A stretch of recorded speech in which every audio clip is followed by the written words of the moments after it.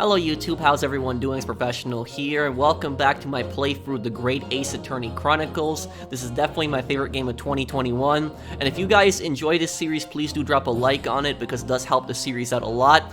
But anyways, I apologize for this part being delayed by nearly 3 days. I've just been busy with a few other projects, but I'm going to try to have an Ace Attorney part up every day for you guys. So we're going to continue right from where we left off, so now we're going back to Natsume's trial. So we're going to get to the bottom of exactly what's going on here, because Shamspeare is starting to look really suspicious here, and I think that Shamspeare is more than just a scammer. I think he also may be a murderer, and I think he may be responsible for the previous tenant's death. But we're gonna find out exactly at this trial, so let's do it. 23rd February, 9:23 a.m. The Old Bailey. Defendant's antechamber.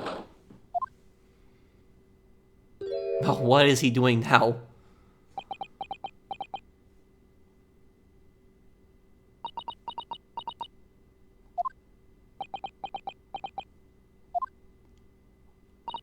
This is it then, Mr. Naruhodo. Yes, it's time to put an end to this now. Yeah, finally, to this miserable curse that has been plaguing Mr. Natsume, to everything. This guy's been dealing with so much, we're gonna finally put this to rest. And in my own small way, I shall do everything I can to help you. I always appreciate your help, Miss Susato. Suffering Sasaki, selfishly sidelined. Ah. Good. Morning to you too, Mr. Natsume. Good morning. Good morning, locum student Mr. Naruhodo Esquire. Listen to you two, chatting away happily as if the main player of today's trial isn't here. Why would you do that? Why? Oh dear, we didn't mean to cause offense, Mr. Natsume. I thought perhaps that because you had your eyes shut so tightly, you were meditating, finding inner calm. It seemed wrong to disturb you. I was waiting. What's the matter, Mr. Natsume? You seem different somehow today. Why, naturally, that's because I've attained spiritual enlightenment. The path of literature, you see, is a journey to discover one's own death. What? Or such like. That's the sort of morning conversation I was hoping for. That's why I had my eyes shut. I missed the signs, I'm afraid. Somehow, you'll have to forgive me. And you mustn't talk of your path leading you to death, Mr. Natsume. That was just an example. Oh yes, there it is. Inner calm. You barely came to see me at all yesterday. That's because we were investigating the whole day. But if they ever make an anime out of this show, like I said, I'd love to see Sasaki's character in the anime and how he acts in that. I was sure you'd abandon me and return to our beautiful long-lost homeland. We've not even been in Great Britain a week yet. Yes, well, anyway, I intend to set everything straight in court today. I'm determined to uncover the truth. I've actually reached an important decision myself. Oh? What sort of decision? I shall fill you in after the trial. Alright. It would seem Mr. Sholmes isn't coming today after all. It's a very clever message, I think. My dear fellows, you must win this battle on your own merits. Or he overslept. It's a very clear message, I think. Oh my god, he just said exactly what I was thinking. That he's overslept again. Man, I'm good at predicting the dialogue in this game. The great detective, my arch nemesis. Long may he stay away, if you ask me. Defendant, and your legal representative. The trial is about to begin. Make your way into the courtroom immediately.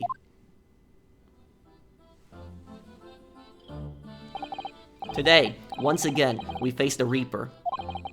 And when the Reaper stands for the prosecution, the defendant's fate is sealed. But I don't believe in that legend any more than I believe in Sasaki-san's curse. The truth is hidden here somewhere, and I won't let it escape me. I have to keep believing in my client, and keep fighting to the very end. That's all.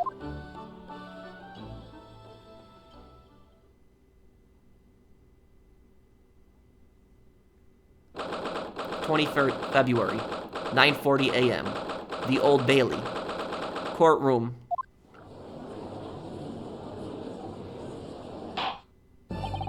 In the name of Her Majesty the Queen, I hereby declare this court to be in session. I call upon the counsel for the prosecutions and defense to declare their willingness to proceed. The prosecution is ready. Yeah, Mr. Vampire Prosecutor over here. Yes, the defense is ready. Very good. And now I call upon the 6 ladies and gentlemen of the jury, chosen by lot to represent the will of the people in this trial. Are you ready to proceed? Absolutely. Justice will be done, you mark my words. I feel obliged to say I feel especially ruthless on days when my hat is sitting just right. Oh, well, I wonder if you could adjust my hat for me, and please be as ruthless as you like. Thieves deserve to die if you ask me, especially gas thieves. I have no sympathy for the man at all. Look, I said it yesterday, and I'll say it again now. I don't have time for this. I've got my own problems. Well, you know, you can't, you should be compensated for being on the jury, and secondly, you can't rush things. A man's life is at stake. Oh, may the Lord show us all the light here, and lead his flock to a righteous verdict again today. Now, Lord Van Zeeks, what can you tell us? The prosecution's report, please, for the court. In relation to the theory explained by the defense yesterday regarding the defendant's tea. So he does have the results. Wonder what the results are. The tea is supposed to be tested for poison, remember. We found it in the soap. Before the prosecution delivers the black news about the black tea belonging to the blackguard in the dock. Pray, allow me a moment to savor a liquid of a mere sanguine, way. Please don't be drinking in court. In fact, I'll defer to the good detective for the report. Here's to you, Inspector. Yes, sir. Thank you, sir. As indicated by the defense, we found a bar of soap just outside the victim's window in the snow. And there was indeed a frozen reddish liquid in a little depression on the top of it. I'm scared right now if there's gonna be poison found inside the tea. There shouldn't be any poison. Yes, that's the tea. That's what Mr. Natsume brought with him that night. Well, the brains of the yard analyzed it, and yes, you're right, it was tea. But did it have poison? And there wasn't a trace of strychnine or any other toxic substance in it. Yes! Yes, we got that. No poison at all. In other words, the tea that the defendant brought with him to the victim's room is innocent. It's in the clear. What a revelation. Well, now I wonder what the prosecution's argument is going to be. I'm scared right now what Lord Van Zeeks has planned. What is the prosecution's argument going to be now? How Natsume poisoned, as I suspected. You know, this would be...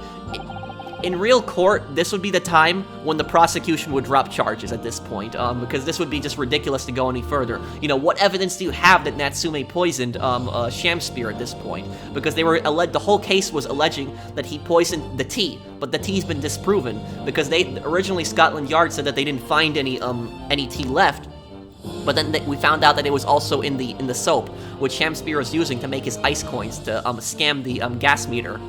That makes it quite clear. The defendant, Mr. Sasaki Natsume, is blameless here. Oh great, what's he gonna say now? My learned friend is jumping to conclusions again. No, no, no.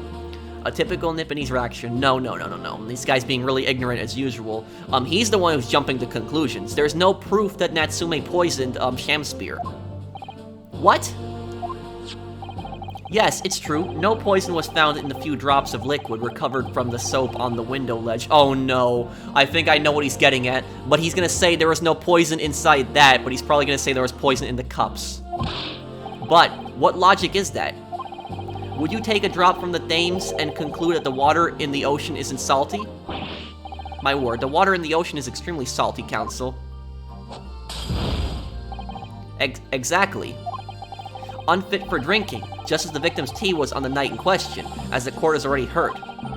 Bitter was a precise word from the lips of Mr. William Shamspeare, whom the prosecution now calls back to the stand. Oh no. Shamspeare is going back to the stand. Now, even though Shamspeare is the victim here, Shamspeare is very suspicious. He's a scammer, we know that, and I think he murdered the previous tenant that lived in Mr. Natsume's room because he wanted to rent that room, and there was a convict that previously occupied that room, and the convict's money was never found. I think the money is hidden in Natsume's room. That's why he wants that room, and I think that's why he wants Natsume out of the picture. Very well, I will uphold the prosecution's request. Mr. Shamspeare. Yes, it sounds like we're going to have another confrontation with our theoretical friend. Bailiff, show Mr. Shamspeare to the stand. This guy now. Oh no. Mr. William Shamspeare, the victim of this despicable crime. O heaven, O hell, do you command me to remember? Forsooth, 'twas I, Shamspeare, did have a bellyful of the foul fluid given in mine innocence. Now remember, this guy is a scammer. He's a liar. This guy's a fraud. I also think he's a murderer. That's, I think he killed the previous tenant in the apartment because he asphyxiated. I think Shamspeare sabotaged the gas valves. Yes, but as was revealed in yesterday's proceedings, the witness is not as innocent as we had, perhaps first been led to believe. By using bars of soap such as this, he has been stealing gas from the supply company, yes. One may smile, and be a villain. Forsooth, 'twas I, Shamspeare, did have a roomful of the sweet fuel given. That's right, fellow jurors, don't forget, this man is a rotten thief. It's good the jury feels that way. I haven't forgotten, kept it all about that ice coins a tidy secret, didn't you? You should have owned up sooner. Arrest him, I say, arrest him at once, and let him feel the sting in my tail. Oh, indeed, by dint of vile and cowardly means have I plotted to further my own ends, I confess. Thou wouldst not pardon my sins, of that I am sure. If you acknowledge your wrongdoing, what exactly are you doing here? Cowards die many times before their deaths. And for a coward such as I, death be well deserved. But wouldn't that still a greater crime passeth unpunished? For lo, the hairy-faced gentleman of farther east than Verona did contrive to poison me. Oh no, he's accusing Natsume of trying to kill him. Objection!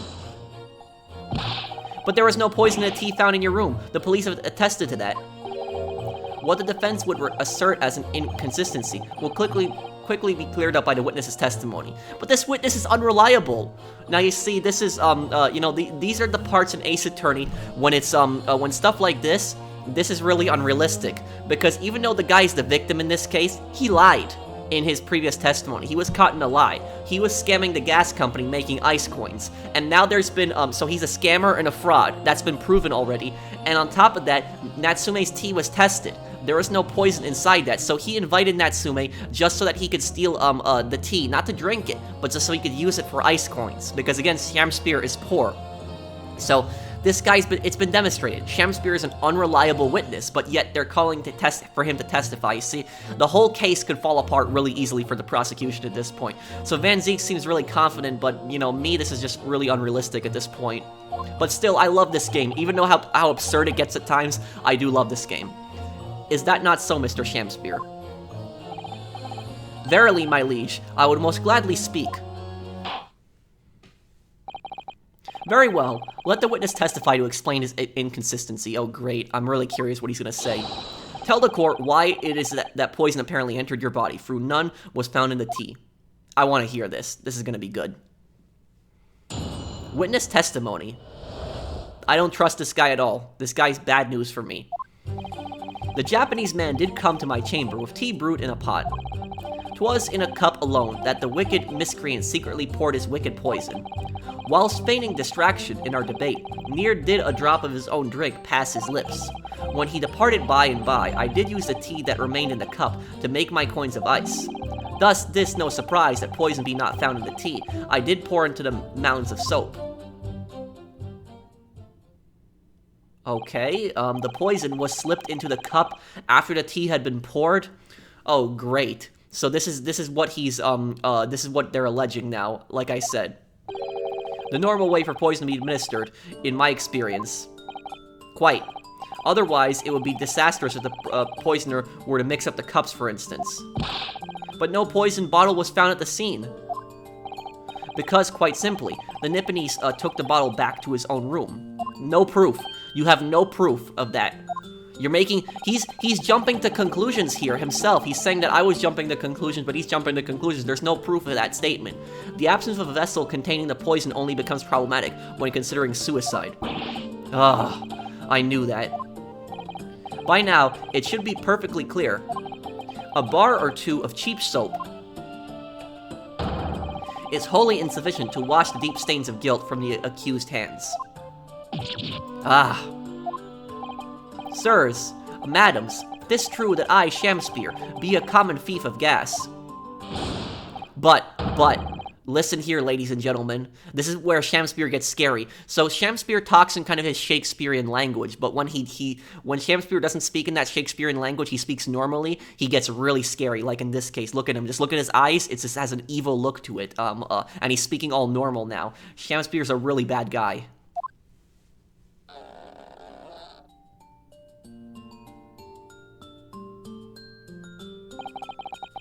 Wherefore would I lie, verily? I have no cause. I have naught to lose. Well, I do declare, this jury is stupid. I'm sorry. Like, the jurors in this game are really stupid at times. These guys are idiots. Thank you for your testimony, witness. Counsel, proceed with the cross-examination. Is there no reason in this court, sometimes I think? Yes, my lord.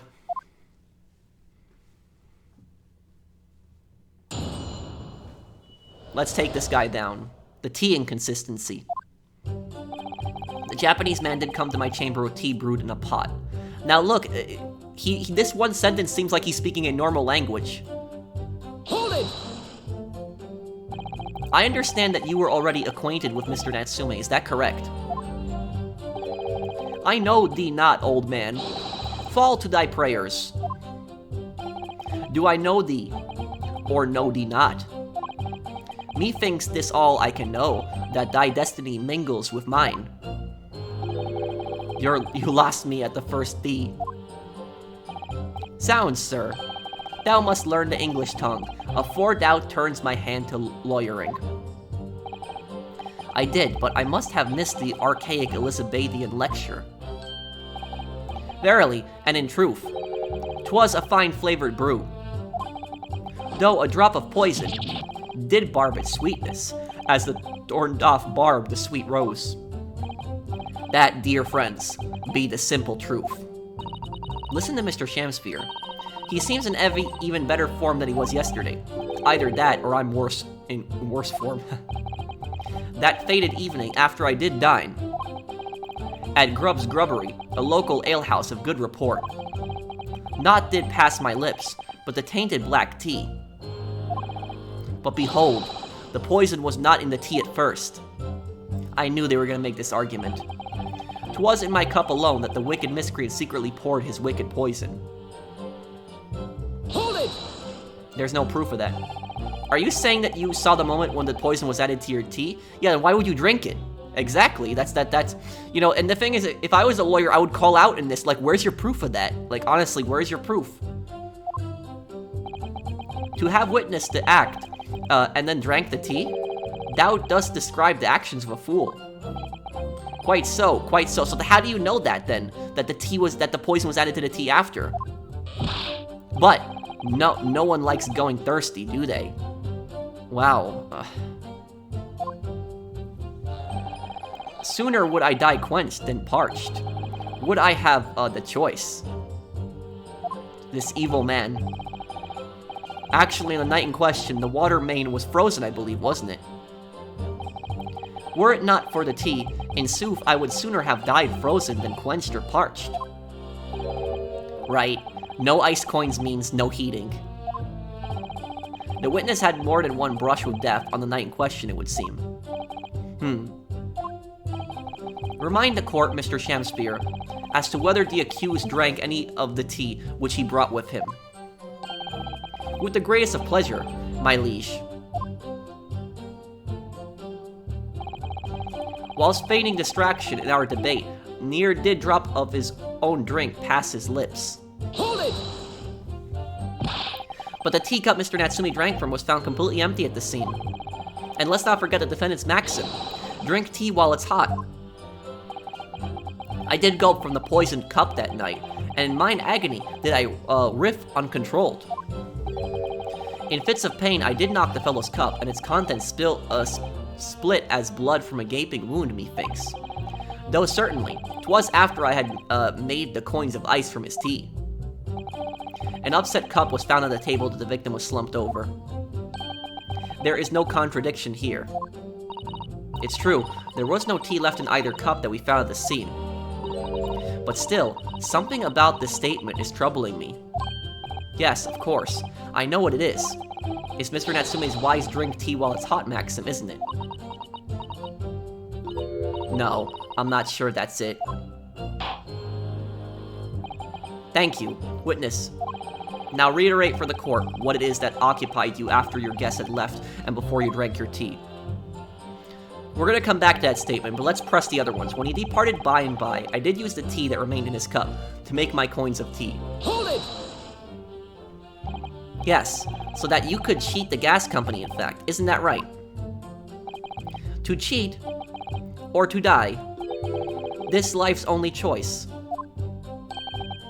Yes. Faith. To cheat be the wise choice, and mine occupation be not an ugly one. Prithee, thou not see beauty in the simplicity of the ruse? No, I don't. And be very sure, sir. Once this trial is over, Altamont Gas will take you to the task over this task over this legal task. I shall not run, I shall not hide. Sooth to say, I have nowhere to run, nor to hide. But my lady, what's thou with this pitiful player? Oh, I'll tell you what I'd like to do with you, starting with the shoddy shirt on your back. 'Tis time for a Shamspeare dance. What a harsh world we live in. The thieving of the gas was addressed in yesterday's proceedings. The prosecution calls on the defense not to muddy the waters with irrelevancy. No, I think it's very much relevant. Consider that a warning, counsel. Yes, my lord. Why am I the one in trouble here? Mr. Shamspeare, after the accused returned to his own lodgings, you used his tea to make your coins. Is that correct? To cheat or to die? I did make my choice many moons ago. Thus, 'tis no surprise the poison be not found in the tea I did pour into the molds of soap. Hold it! If having first made your special coins, it was after 2 in the morning when you collapsed, that would mean you can't have drunk any tea yourself until around that time. Once ensnared by literary debate, naught else be found in the furrows of the mind. The debate about Romeo and Juliet, you mean, and who was the stronger of the two. Rightly did I pay no heed to the tea, as I wrestled with the abominable fellow. I don't remember debates like that when I was studying. Are you suggesting that neither of you actually drank the tea whilst it was hot that evening? My lord, wouldst thou be privy to some Shamspearean wisdom? Husband, wife, and tea. Ought I tepid be? Ah, yes, so very true. But that's a lie! Everyone has different preferences when it comes to tea.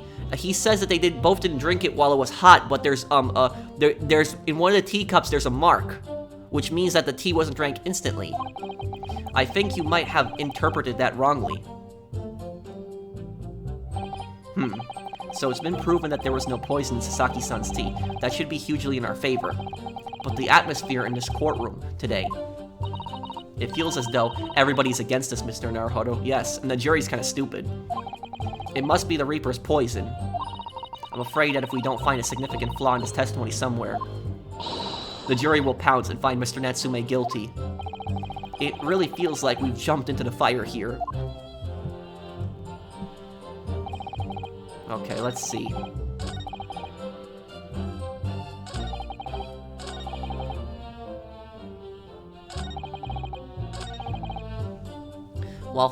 Whilst feigning distraction or debate, near did a drop of his own drink pass his lips.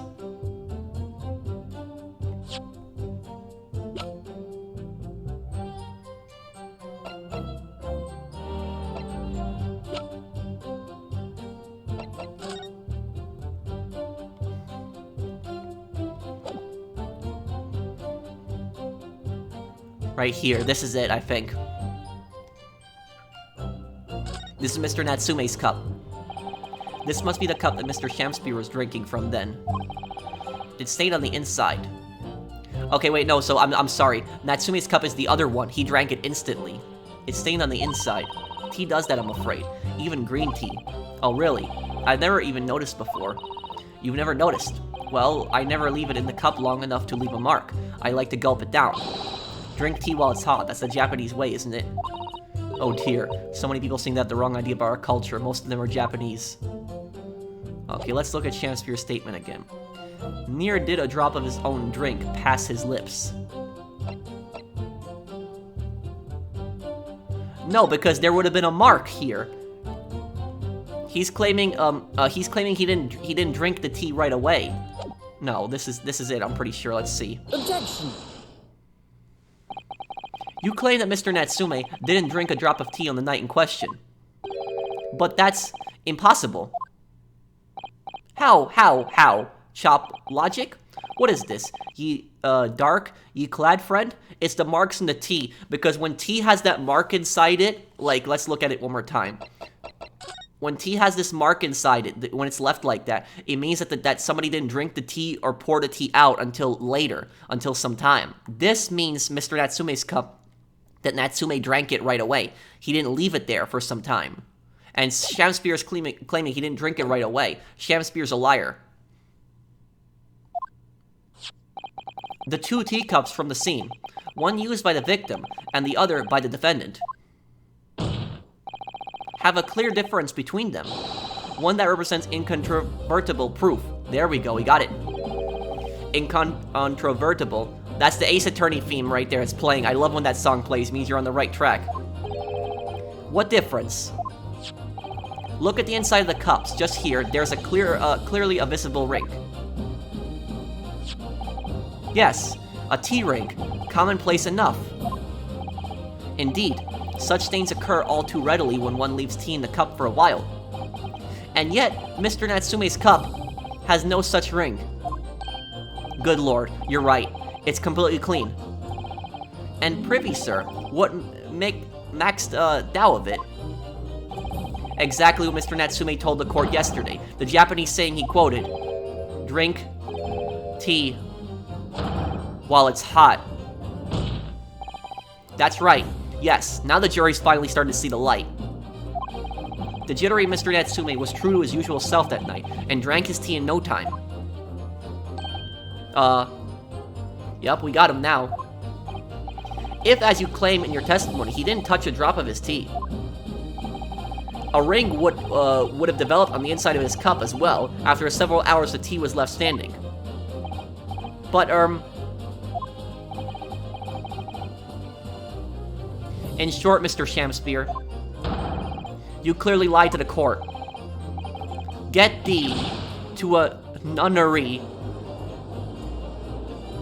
Objection! What's his objection now?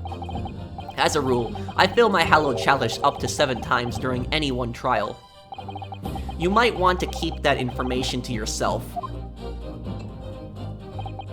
Yet on occasion, tedium distracts me, and I pour more times than I intended until the bottle is dry. Your drinking habits are fascinating, but irrelevant. On the contrary, they illustrate the fickleness of human memory. To William Shamspeare, yes, my liege. Though you previously stated that you made the coins of ice from the leftover tea in the accused cup, could it be that you were perhaps mistaken? Eh? Could it be that, yes, perhaps there was some tea remaining in the small teapot left at the scene? A fact that had vanished from your memory until now. Now you see, he's putting words into Shamspeare's mouth, and the prosecution is claiming what really happened. You have no basis for that argument, Van Zeeks. Now, of course, Shamspeare's gonna go along with this. Faith, my liege, thou art a magician. For verily, this as though has seen with thine own eyes that night. What? Forsooth, I was mistook. I did plan to use tea from the Japanese fellow's cup, but lo, when I looked, 'twas empty. And thus did I use the dregs that festered in a teapot as my liege did suggest. Objection! And you've just suddenly remembered now that you made a mistake before. Are we supposed to believe that? Objection. Good point. Really good point, Ryu. Perhaps memories are imperfect, my learned friend, which is why we rely on evidence instead. But you have no evidence for that argument. That's the whole point. And memories, your memory should be the absolute best they possibly can when you testify at trial, because people's lives are on the line, so that's not an excuse. But in any case, it makes no difference. The victim's most recent testimony tells us two things of note. Firstly, that the poison was put into the victim's teacup only. And secondly, that this spoiled cup was not the source of the insipid ice coins that have bewitched this court. The prosecution makes a fine summary of the facts. Furthermore, the testimony remains valid and in full support of the established facts. In other words,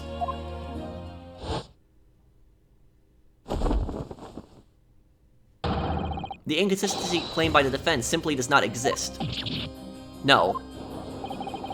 What does this mean then? I do declare it means that there is no issue with the gas thief's testimony. Apart from the bit about the thieving gas, obviously. My lords, ladies and gentlemen of the jury, I do solemnly swear, after I did dine at Grubb's Grubbery Alehouse that night, not did pass my lips, but the black tea given me by the Japanese, whose back heat be stooped as low as death. And on what did you dine, sir? Why, I did partake of my favorites. A broth as would be called soup, and a leaf as would be called salad. As insalubrious as a menu as the establishment where it was served. But you gods will give us some faults to make us men. Willingly would I suffer what punishment this seemed fit to serve a wicked thief of gas, but I pray ye wise and noble fellows, ne'er forget the simple truth. That be one thing, and this be another.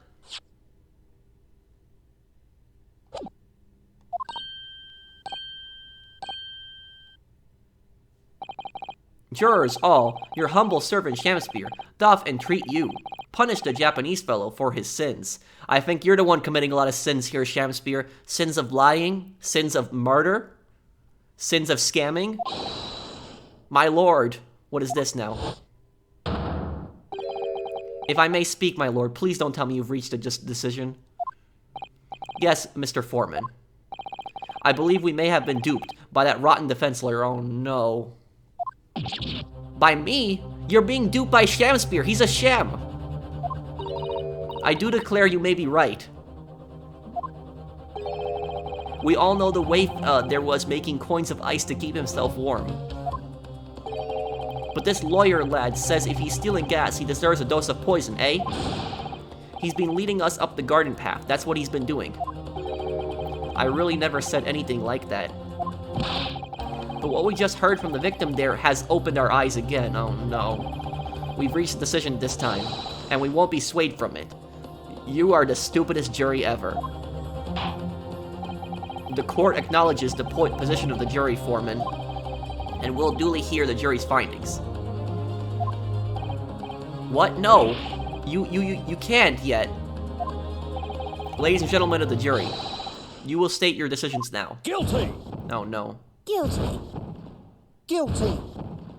Guilty. He was stealing money from your gas company, and... Oh. Guilty!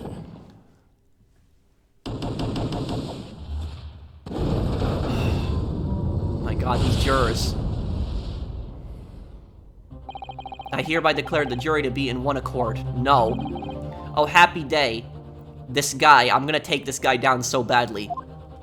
He's really starting to annoy me. He's such a liar. How is this happening? My lord, the defense asserts its right to carry out a summation examination. Very well. The court upholds the defense's right.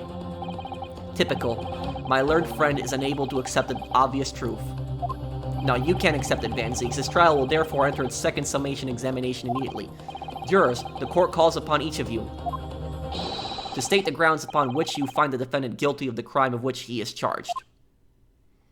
This should be good. Judicial findings. The jurors' contentions. I'm a man of logic, me, and having considered all the evidence, the defendant must logically be guilty. I do agree that gas is far too expensive. I can quite understand why the man would want to avoid paying. The stuff explodes and it can poison you. It's absolutely lethal, gas is. Gas doesn't come for free. It costs a fortune to deliver it around the city and maintains the pipes. Well, what relevance does that have here? Truth be told, the tea my wife stirs up for me is a little sketchy at times. If nothing else passed the victim's lips that night, there's no other explanation, is there? My god. I do feel that perhaps personal opinion about gas and its supply has influenced decisions somewhat. But never mind. No, you really should mind. The truth is, our counter-argument wasn't as unassailable as we'd hoped. And Mr. Shamspeare was poisoned. There can be no doubt of that. Then how are we supposed to turn this around? I think we need to establish a method by which Mr. Shamspeare was actually poisoned. Our only hope is to demonstrate that to the court incontrovertibly. But that's surely almost impossible at this stage. If we don't manage it though, Mr. Natsume will be found guilty. No delays, counsel. Proceed with the summation examination. Oh, here we go. And look at this stupid Shamspeare sitting in the back there just smiling. The defense is rebuttal. I'm a man of logic, me, and having considered all the evidence, the defendant must logically be guilty.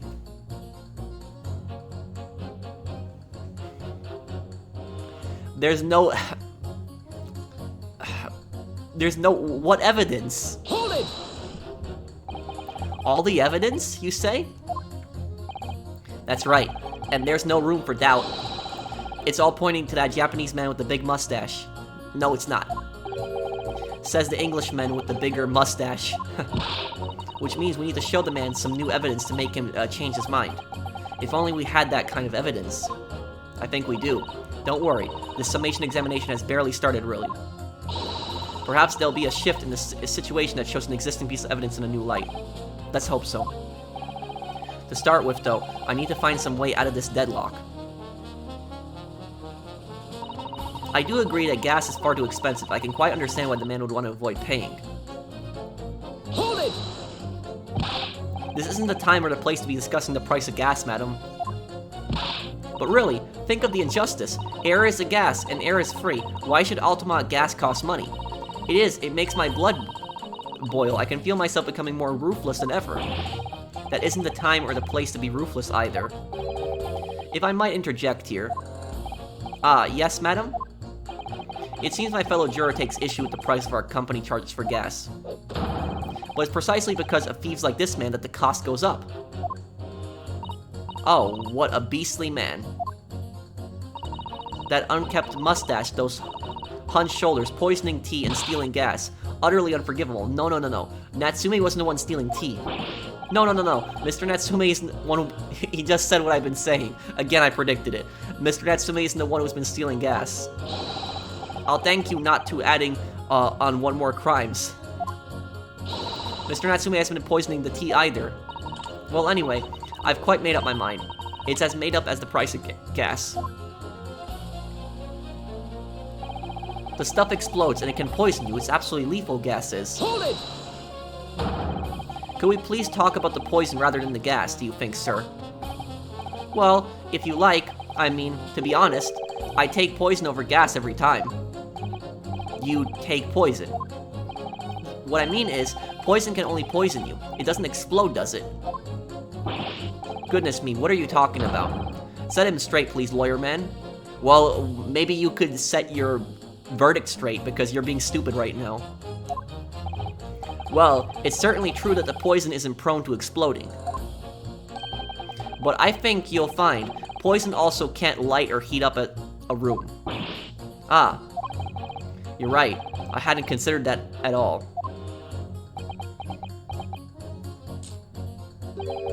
Young lawyer man. Yes? You have a good head on your shoulders.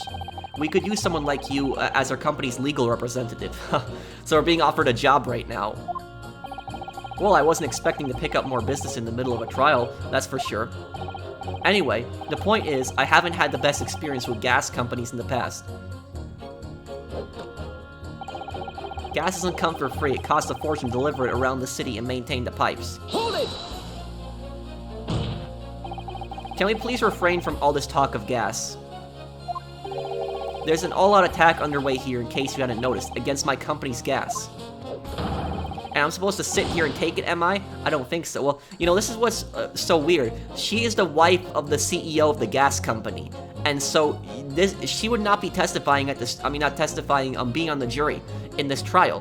That's because she's too involved in this case personally. She's really buzzing now. All I've heard about are wonderful fuels, explosions, and poisonings. What about electricity, What about getting electrocuted? What about that? A little explosion here and there is nothing in comparison. Any explosion could hardly be described as nothing, madam. Nevertheless, the theft of your gas is deplorable. My point exactly. But the gas thieves aren't even the worst of our enemies. We have far more devious reprobates to contend with on a daily basis, you know. More devious? Who, madam? Other gas companies, of course. Other gas companies? What does she mean by that? Competition? Not quite what I was expecting. We generate gas and we deliver it to our customers fair and square. Indeed. Nobody is questioning that, madam. Altamont is an exemplary gas company. But there are other unscrupulous gas companies here in London that don't even have gas at all. What? But if they don't have any gas, how do they go about selling it to people? They lie. You wouldn't think it possible, would you? But they steal our gas, you see, and sell that. Oh. They steal your gas. How on earth is such a thing possible? Gas companies like ours deliver gas to people's home via a network of pipes. But those devious reprobates secretly disconnect our pipes and divert our gas into their own rotten pipes. Then they make a contract with the households supplied by those pipes, and take money for the precious gas that's rightfully ours, without us even knowing. They're diverting gas into their own pipes illegally. What a brazen form of theft. When we visit customers' houses to collect the money from their meters, we always have to check whether or not one of those devious companies has been up to its tricks. What's this guy saying here? Excuse me. Do you have something to say about that, juror number 3? Oh golly, you mean me? I'm terribly sorry, I was just thinking to myself. I really did catch him off guard there. Thinking about what the lady next to you was saying, correct? Well, yes. I just got a little riled up about it recently, you see? Go on. An Altamont gas worker visited my house the other day to investigate the pipe work. We need to ask for your cooperation while we carry out a secret check of your property, sir, the fellow said. So I let him in. And do you know what he did? I'm, afraid I have no idea. Please tell us. He proceeded to take one of my lights off the wall. Then he grabbed the exposed mouth of the pipe and started blowing into it. What do you think you're doing, young man? You're giving away company secrets there. Oh, please. Everybody knows. But it was very nearly the death of me, I can tell you. What do you mean? Blowing into the pipe? I'll explain, if you don't mind. As I said before, these unscrupulous other gas companies connect their customers to our pipe network. Yes, but how does blowing into the pipes come into it? Obviously, there's gas in the pipes, and it's a fairly low pressure. By blowing air through the pipe, you can make the pressure drop temporarily. And if you do that, any lights connected to the same pipe will flicker for a moment. Oh. I see. In other words, so Mr. Garadeb could be mistaken about the pipes, because remember, he can see it, the lights in his room. He knows when a person turns on the gas because the lights flicker, but all somebody would need to do is also just blow into it. If upon blowing into the pipe, the lights of an adjacent property that has no contract with your company flicker, you can know that these devious scoundrels have been meddling with the pipes. Exactly, my lord. That's it in a nutshell. It's the reason why we have teams of workers going around neighborhoods to investigate which lights flicker. The trouble is, the particular worker who came to my house didn't know the strength of his own breath. He blew down the pipe with all his might, and you can guess what happened, can't you? Well, if he blew hard, then Wait, you mean... That's right. The lights didn't just flicker, they went out, along with the stove. Gas started pouring into the house. What a disaster. The gas supply must have been interrupted briefly because the man blew too hard, so the flames went out. I'm afraid I yelled at the fellow. Are you trying to kill us all, I said. So by disconnecting a lamp and blowing into the exposed gas pipe, it's possible to extinguish lamps and stoves connected to the same network of pipes. And then when the gas starts flowing again, it just silently seeps into the room. Mr. Naruhodo, I think perhaps... Yes, this is almost certainly the clue that we've been hoping for. Is that what happened in Mr. Natsume's room where he says he's getting asphyxiated at night? Juror number 3, the defense requests that you amend your statement to include that information. Oh, well, if you like, I don't mind. Well, I do. That's our company's secret method of identifying the rogues that try to detain us. Like I said, madam, it's widely known already. Very well. Juror number 3, you will amend your statement accordingly. Yes, my lord. Although I'm not really sure what the point of all this is. Blow too hard into a gas pipe, and you extinguish everything in the house, and then you're in real trouble. Hold it! When you say extinguish everything in the house, you mean even on different floors. Oh yes, all floors are connected to the same pipe after all. Yeah, that's a problem. Houses and structures were built very differently back then. That's true of every building. Because gas supply contracts are issued for the whole properties. Well, I had no idea that it was possible to extinguish gas appliances simply by blowing down the pipe. It's not something we like to publicize, to be honest. But we have to carry out these investigations, as I'm sure you can appreciate. Indeed, it has been mentioned on more than one occasion in the papers even. Is that so? It's been mentioned to me too, very recently. An incident involving the gas stove going out inexplicably, almost leading to someone's death. Mr. Naruhodo, I think perhaps... Yes, it's finally starting to fall into place. The secret link that joins all of these strange occurrences.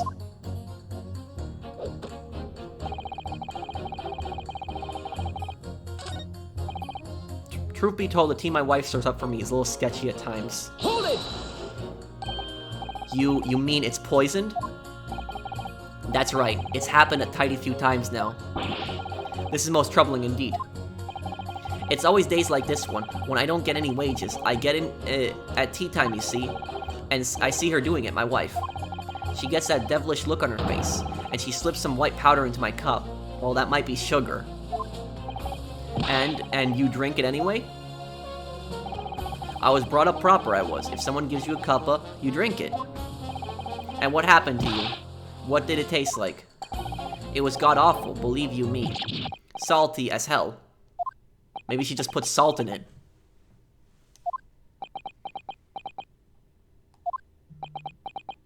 I like how everyone's pausing. Everyone's like, what the hell? Then I think perhaps what your wife put into your tea was salt. No. So, she doesn't even care enough to poison me properly, eh? Unbelievable. Let's move on, please. Yeah, I think that's not important. If nothing else passed the victim's lips that night, there's no other explanation, is there? No, there is. Hold it! Does that mean that if the victim could be shown to have ingested something else, you'd change your leaning? Sorry? What's that now? Oh, I was just saying, if the victim did actually eat or drink something else on the night. What's the matter with you? Sorry? I said, if nothing else passed the victim's lips that night, there's no other explanation, is there? Haven't you been listening to me at all? I feel there's an English expression about a pot and a kettle that's appropriate here. Compared to the other jurors, who don't even appear to have anything to say about the case at all, it would seem that this elderly gentleman has been listening to the proceedings far more intently. I suppose the trouble is, he has a selective hearing. Exactly, but still, this juror may well be the key to breakthrough that was so desperately need. This is hopeless. There's no way for me to appeal to these people. I do think that the only way we shall overcome this difficult situation is by exposing the way Mr. Shamspeare was really poisoned. We have to prove that it happened some other way, and not via Mr. Natsume's tea. Yes, I know. The trouble is, I have absolutely no idea how it did happen. Mr. Naruhodo, I wonder if perhaps there's something you might have forgotten. Oh? Like what? It's important to watch everyone involved and pursue people if they react to something someone else says. If you'd like me to remind you exactly what I mean, I'd be more than happy to, of course. Once again, Sasaki-san's fate is entirely in my hands here. I probably owe it to my client to hear any advice my assistant may be able to offer. So perhaps I ought to let Susato-san remind me then again. I don't need it. Actually, I don't think there's any need. It's vital that we start trying to change these jurors' minds as soon as possible. Of course, I'm sure you're right. But if you decide you would like your memory refreshed, you need to only ask Mr. Naruhodo.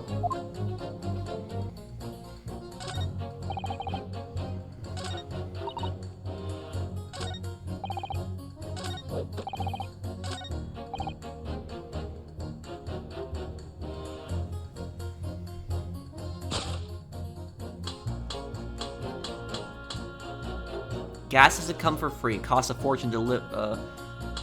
Hang on, wait. Blow too hard into a gas pipe and you extinguish everything in the house, and then you're in real trouble. If nothing else passed the victim's lips that night, there's no other explanation, is there? No, there is this. I think it might be this. Let's see. Objection! These two statements clearly contradict each other. Good gracious. Those two statements you refer to, counsel? Juror number 6. Did you hear what juror number 3 just said? Hey, what? Yes, of course. I heard him mumbling about something or other. There's another explanation here, I believe. Something besides Mr. Natsume's tea did, in a matter of speaking, pass the victim's lips on the night in question. What? What explanation? I wonder, did the police check the mouth of the gas pipe feeding the wall lighted at the scene to see if there was any traces of poison there? That's actually a really good point. I was curious to see what your floundering would result in this time, but the mouth of a gas pipe? Scotland Yard have enough to do without exploring such irrelevance. What a piece of work is a man. What are you trying to say, Mr. Shamspeare? What speakest thou? Prithee, is it not strange and strange? That is what I say to thee, sir. I thought I'd been quite clear, but let me put it in another way. The strychnine could have been on the mouth of the gas pipe that feeds the wall lamp in your room. That's actually a perfect, it could be that. And it could be, oh, I see. And so Mr. Shamspeare was trying to, knock out the gas in Natsume's room. And so he was blowing into that. And that's how the strychnine could have gotten into him. And that is how the poison came to enter your body. Good lord. Are they tasty then, gas pipes? Is that what he's saying? Or is the gentleman suggesting that the poor man was so desperately hungry, he tried to fill his belly with gas? Perhaps no actors will perform a kiss scene with him, For sham, madam, speakest thy fancy. I assure you, I'm not such a buffoon that I have to kiss pipes. Man, this guy. This is no summation examination. This is a farce. The prosecution will not stand for any more of my learned Japanese friend's conjecture. To begin with, the lamp in the victim's room is high on the wall. Wait, and look, the picture that we have, hang on. Yeah, look at that. He blew into that. That's why he was... Yeah.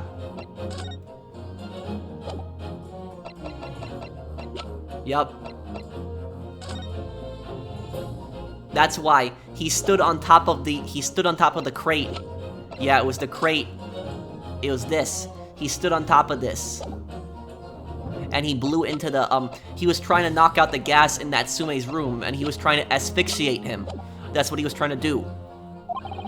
In order to have placed his lips to the pipe that feeds it, he would have to be a contortionist. These are empty assertions. There is no possible proof that the man did as you say. Objection! It's true, I have no proof that Mr. Shamspeare put his lips to the pipe.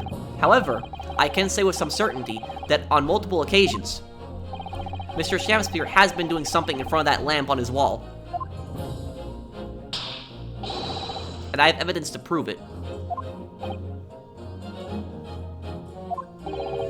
Alright, you've got our attention, lad. I'd like to see how you can be so sure of yourself. So would I. Let's see this evidence then. Now that I've got the jury's ear, I need to make this opportunity count.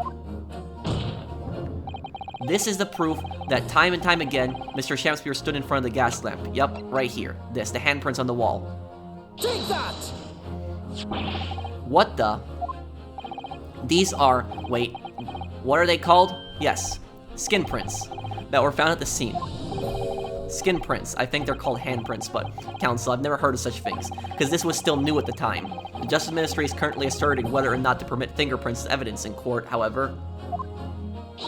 My lord, this is an exciting new forensic technique developed by the great detective Mr. Herlock Sholmes. It reveals all the places that Mr. Shamspeare touched in his room. I've never seen anything like it. I mean, that's black magic, isn't it? Not really, it's science. Well, if anyone could invent something like this, it's that great Sholmes fellow, that's for sure. I agree. This month's edition of the Engineering Thumbs was quite fascinating. We've found skin prints in many places that you would expect, on the table, on the costumes. However, Mr. Shamspeare also appears to have been touching some very unexpected places in his room. For example, here, around the hanging picture there. Indeed, multiple handprints appear to be visible. Well, I wonder, could he have been appreciating the artwork perhaps? No, it's a generic painting. At first, my colleagues and I thought the same. However, imagine standing with your hands where those prints are, and you would find yourself directly in front of, I don't believe it. The gas lamp. Though the reason why isn't immediately obvious, it's clear that Mr. Shamspeare has regularly been standing with his hands to the wall, in front of that lamp. Right. What have you been up to, you nut? I'd ask the court to recall juror number 4's earlier statement. Me? What did I say? You said that blowing into a gas pipe would make the lights in the entire building flicker. And now, if you'll recall juror number 3's statement. What, me now? Yup, what he said happened to him. When the gas worker visited his home, blew with too much force into the pipe. It caused all the lights and the gas stove to go out, and gas to start leaking into the rooms. Obviously, that incident was an accident. However, the simple fact is, if Mr. Shamspeare were to have blown hard at the gas pipe here in his room, he could have extinguished every other light and gas stove in the building at will. Crikey. Are you suggesting that the man purposely caused the gas to... Objection! He's probably gonna say why. Whilst I acknowledge that the prosecution is required to remain silent during a summation examination, I must toast my learned friend's utter disregard for the letter of the law. He's probably gonna say that Sholmes' evidence is unreliable. What is the meaning of this, Lord Van Zeeks? This curious photograph, or whatever it is, presented by the defense, the so-called skin prints. Clearly, that cannot be accepted as any form of usable evidence in this case. No, it's not. It's a new technique, but it's reliable. But it's an exciting new forensic technique developed by a great detective. It's nothing. A mere toy developed by an amateur sleuth with too much time on his hands. Certainly, even a research of this nature by the esteemed Mr. Sholmes cannot be recognized by the court as formal evidence. But, please, my lord, if I may, Miss Susato, It was not the defense's intention to submit the skin prints as formal evidence. We merely wished to present the results of the Great Detective's investigation of the scene, as a tool by which to explain a possibility to the ladies and gentlemen of the jury. And, if the trial were to come to an end now, we should never learn the truth behind these mysterious handprints that everyone has now seen. I don't believe we can allow that to happen, and I'm sure the jurors would agree.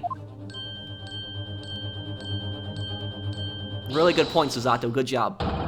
You're right. Whether those strange handprints are a significant clue or not, it's down to us to decide. Juror number 3? Oh yes, I do declare that Great Detective's investigation results sound absolutely fascinating. And I want to hear what that shady actor fellow has to say about those shady handprints. Finally, you're calling him shady.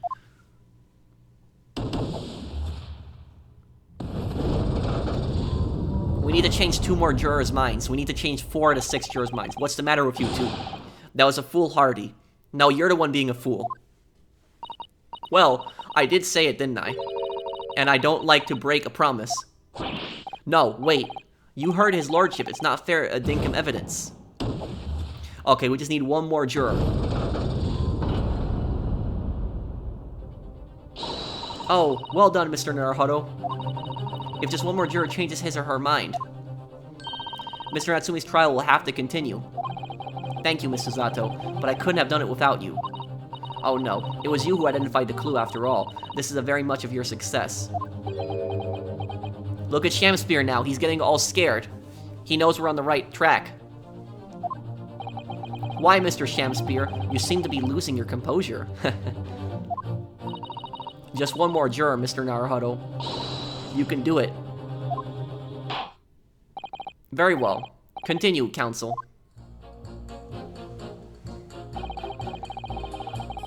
Okay, I'm a man of logic, and having considered all the evidence, the defendant must logically be guilty.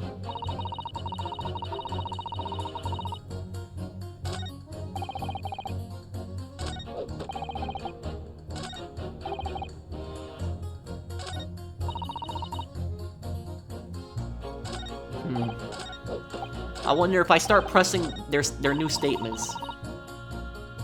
Oh, I can't press it.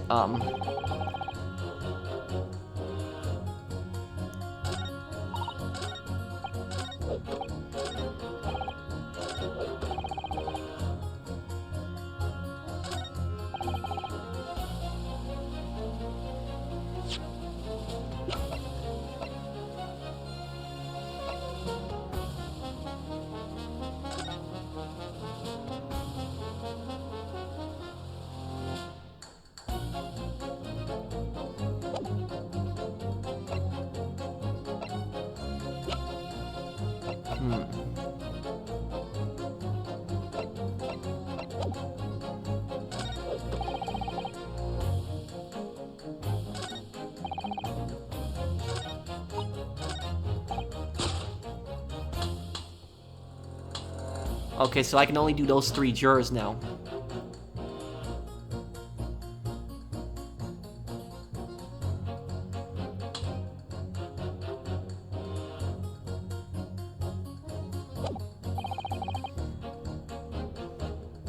Hold it!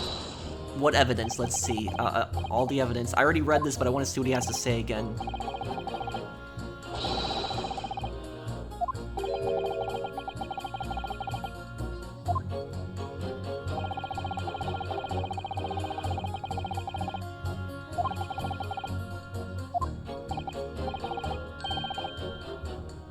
Oh, this is new now, what your so-called skin prints. It's an exciting new forensic technique, developed by the Great Detective himself. The numerous handprints on the wall are clearly out of the ordinary. And if Mr. Shamspeare had indeed put his mouth to the gas pipe on the night in question, it can't be denied there's a possibility that's where the poison was. Well, yes, I won't deny it's playing on my mind. But as the prosecution rightly says, we should pay no heed to unacceptable forms of evidence. And besides... Yes? Even if the fellow has been up to some mischief with the gas pipe dozens of times before, it doesn't mean he got up to the same shenanigans on the night in question, does it?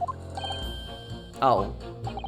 If you can't make your case better than that, I'm afraid I can't change my stance. You do make a very valid point, sir. What? That's true. Perhaps I was a little too hasty. No, wait. Look, you've got your chance here, haven't you? So it's time to prove your theory. If you and your Japanese cohorts can, that is. Just leave our nationality out of this, please. Mr. Naruhodo, if we can't substantiate our position, I'm afraid the jurors that changed their minds before may very well change them back. What can I do? Is there any more proof I can give here? Can I show that Mr. Shamspeare really did blow down the gas pipe on the night in question?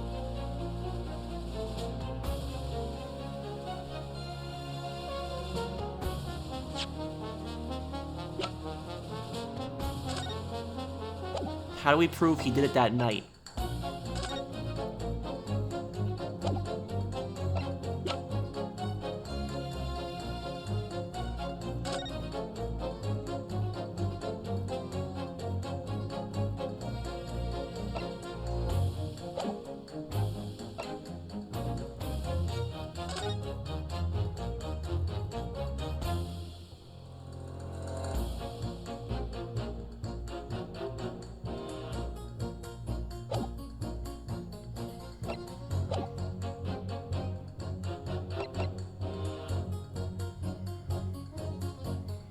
I have supporting testimony.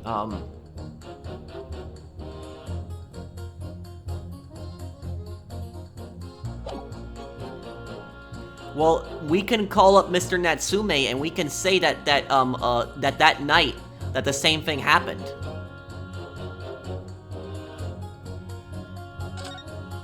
Let's see. No, in truth, I don't have evidence to support my theory. However, there is witness testimony that substantiates it. What's that? Testimony. Yes, there is. And we can also ask Mr. Garrett to testify. Yes, it's all connected. Everything is linked. A person whose testimony revealed details about the gas in the Garrett residence that night, namely... I mean, let's ask, is Mr. Garrett on here? He is. Because Mr. Garrett is watching the pipes constantly. It's either him or it's Natsume. There's no one else, really. Let's try Mr. Garrett. Take that! Well, Mr. Foreman, does that convince you? Ooh, I don't think he was listening. Ah, okay, it's Natsume then.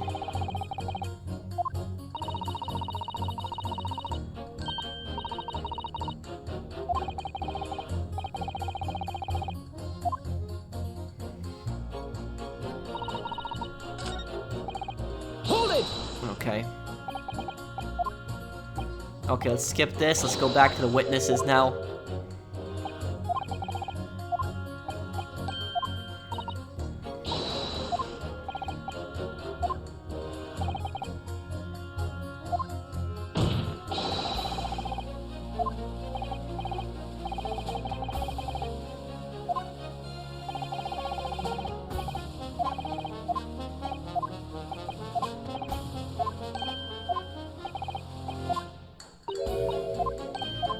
Okay, skip all this. We've seen this before.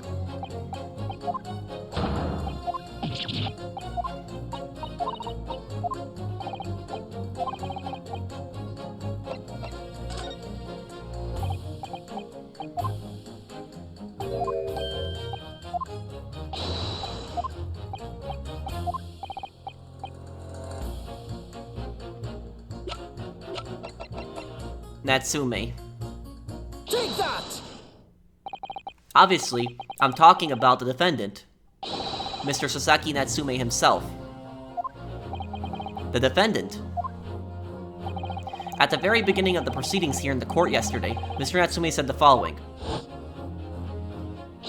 My lodgings. There's been a whole series of strange happenings in my lodgings.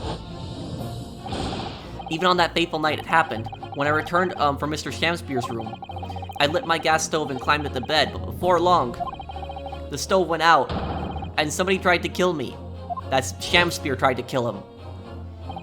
On the night in question, the gas in the defendant's room went out. So I asked the court, was that a mere coincidence or not? Good golly. So that Shamspeare fellow blew air into the gas pipe to make the man's stove go out on purpose? Yes, he did. Now hold your horses there. What would he do that for? Shamspeare is starting to get really nervous now. Mr. Foreman. What the? What is it, man? We cannot allow judgment to be passed while this doubt remains.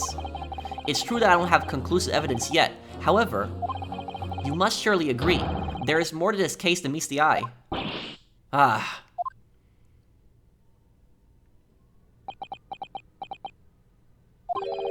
Fair enough.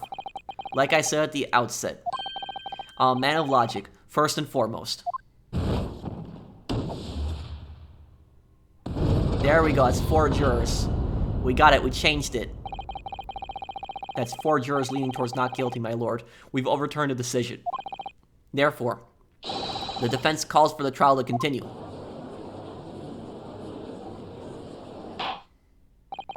As the defense has rightfully indicated, the summation examination has concluded with a majority of jurors altering their decisions.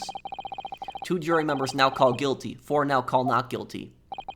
Therefore, the jury's opinion is conflicted and in accordance with the law of this land.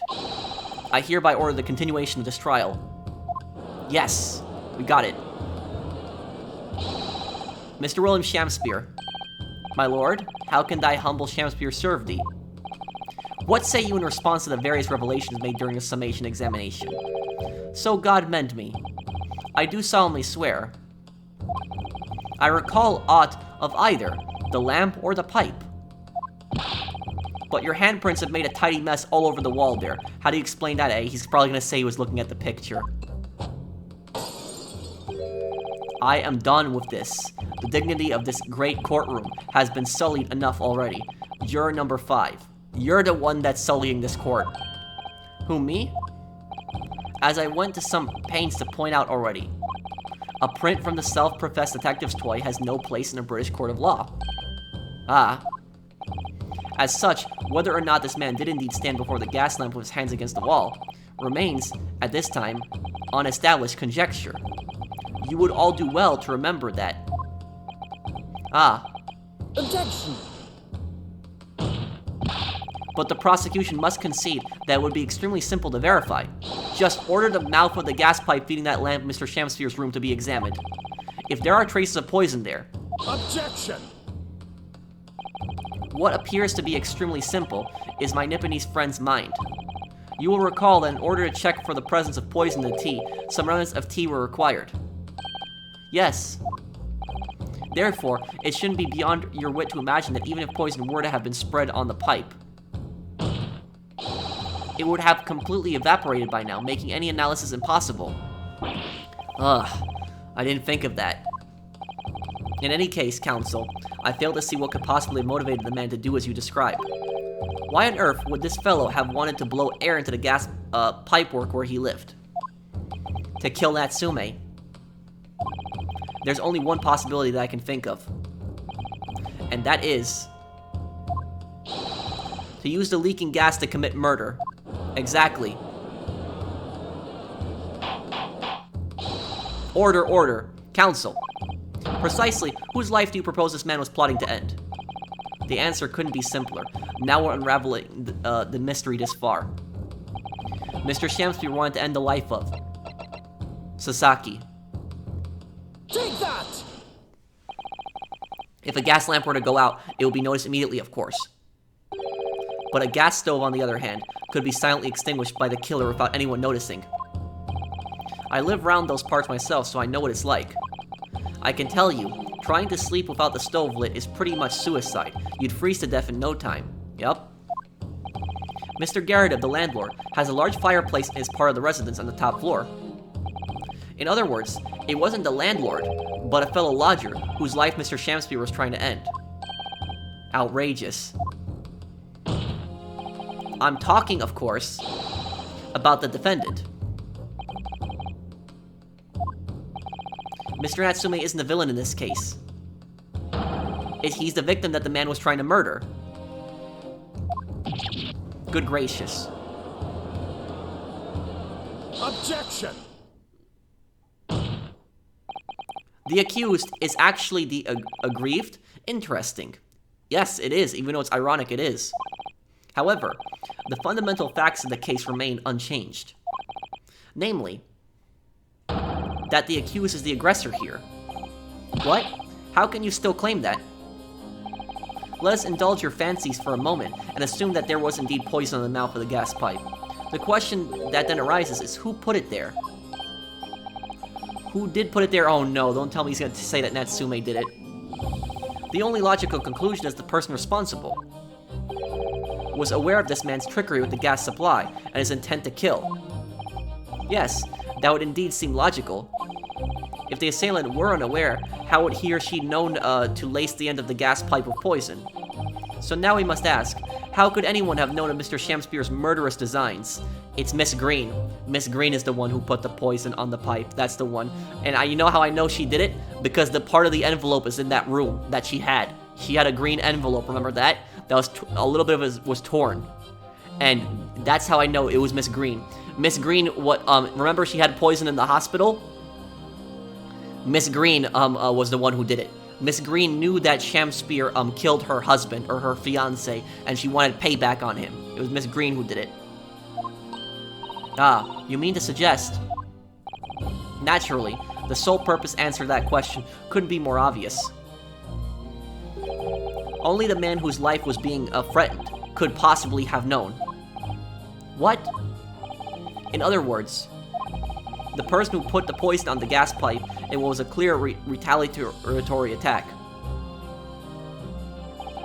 can only have been the accused, Mr. Sasaki Natsume.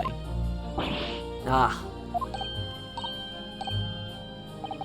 Whatever Mr. William Shamspeare may or may not have contrived to do, he was nevertheless the victim of a potentially lethal poison attack.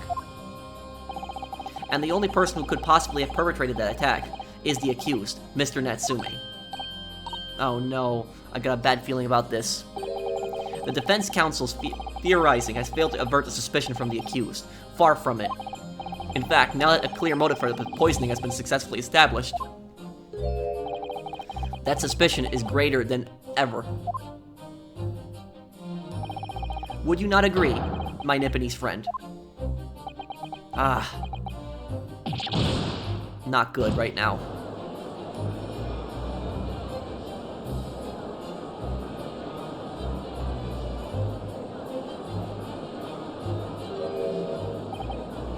How did he manage to turn it around on me so rapidly? Mr. Naruhodo, you must respond. Otherwise, the members of the jury may very well change their leanings against us again. And this may be our last chance to gain the advantage. What advantage? Well, it would seem that somebody put poison in the gas pipe in Mr. Shamspeare's room. So we must name that person now, and absolve Mr. Natsume of guilt. You mean, name the true culprit. I know who did it, it's Miss Green. I know it might sound impossible, but if we fail to do that, I have no doubt Mr. Natsume's fate will be sealed once and for all. As it happens, one possible culprit does come to mind.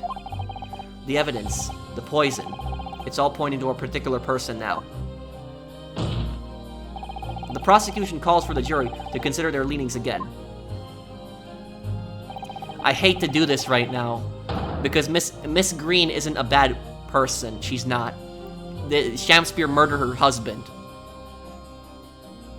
I trust you'll make the correct choice this time, Mr. Fortman. What? Oh, don't you worry. We know exactly what,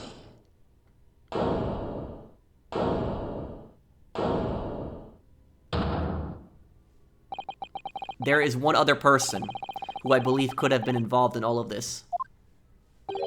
The true culprit of this crime. The true culprit.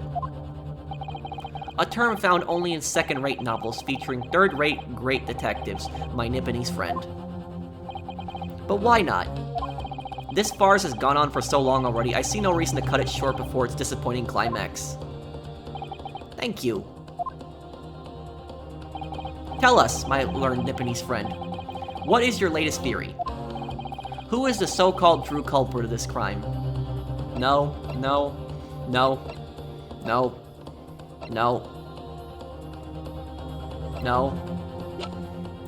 No, no.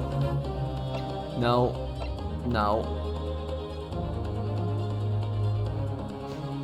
Look, this is her, this was Miss Green's husband, her fiance. This guy died because of what Shamspeare did when he blew into that pipe. It's Miss Green. I hate to do this, but it's her. I'm confident. I know it's her because of the envelope that's in the room. Take that! The name of the person responsible for the poison that afflicted Mr. Shamspeare is, I believe, Miss Olive Green. Miss Olive Green. Miss Olive Green. I do feel as though I've heard that name in recent past, Council, but I don't recall where. She's the one who got stabbed in the back. Miss Olive Green. The woman from 6 days ago.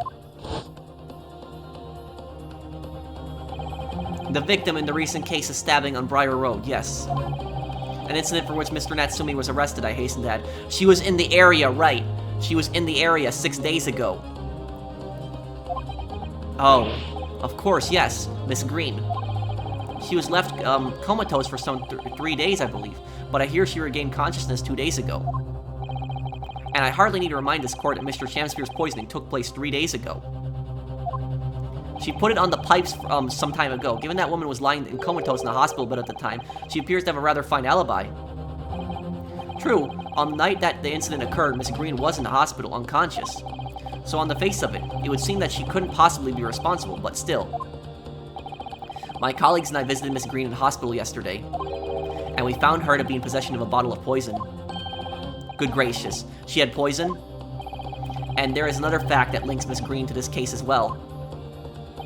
The defense requests that she be brought to the witness stand in order to explain the details to the court. Tell me, Mr. Shamspeare. My lord, pray what, be thy bidding? Are you acquainted with Miss Green? No. Never heard of her. Judging by the look of Mr. Shamspeare's face, I think perhaps he generally doesn't know her, at least not by name. As the voice for Her Majesty's prosecution here, I adhere to my word. We will see my learned Nipponese friend's farce through to its conclusion. I appreciate that. The prosecution requests a short recess, my lord, in order to subpoena the witness and bring her here.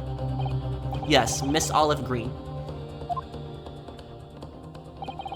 Indeed, my lord. 1 hour should be sufficient. Very well. I grant the request. Excellent. I hope. The defense has made a most extraordinary accusation, I must say. But at the present time, I feel the prosecution's argument remains largely uncontested.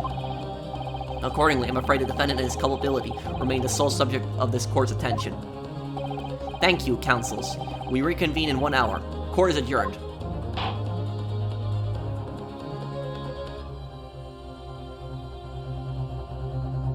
And so it leaves off here. I hated accusing Miss Green of that. I did. Because Miss Green isn't a bad person. The love of her life was murdered by Shamspeare. And now, you guys are probably wondering, why is Shamspeare blowing in the pipes? Why did he kill Miss Green's husband? Why is he trying to kill Natsume? He's trying to kill them for the room. Because he doesn't want anyone to be in the room. Because he wants the stuff that's the treasure that's in the room. A convict occupied that room beforehand. And that convict stole a lot of money. And the money was never found. I guarantee you it's hidden in that room. It's hidden somewhere in that room. And Shamspeare knows where it is. Possibly under the floorboards or somewhere else. Shamspeare knows where that stuff is. And so he's trying to get into that room. And so he can't have anybody in that room. That's why he tried to originally rent it. But I got a really bad feeling about Shamspeare. I think he's a murderer, and I think Miss Green wanted payback on him for killing her husband. That's why she was there. Shamspeare didn't blow into the pipe until that day.